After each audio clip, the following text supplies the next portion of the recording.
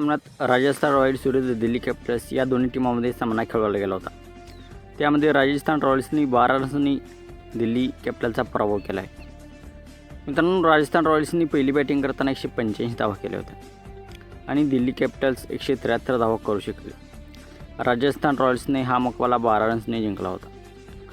राजस्थानकडून यशस्वी जायस्वाल आणि जॉस बटलर सलामी चांगली देऊ शकले नाहीत. संजू सॅमसन 15 धावांवर बाद झाला, परंतु रियान परागने नॉटात 84 धावा केल्या. रविचंद्रन अश्विनने 29 धावा, ध्रुव जुरेलने 20 धावा, शिमरन हेटमारने 14 धावा केल्या. दिल्लीकडून खलीद अहमद, मुकेश कुमार, अँडी नॉर्टिया, अक्षर पटेल आणि कुलदीप यादव यांनी प्रत्येकी एक विकेट घेतल्या. सामना करायला धावांचा पडला करायला आलेल्या दिल्ली कॅपिटल्सने सुरुवात चांगली केली. डेव्हिड वॉर्नर 49 धावा केल्या.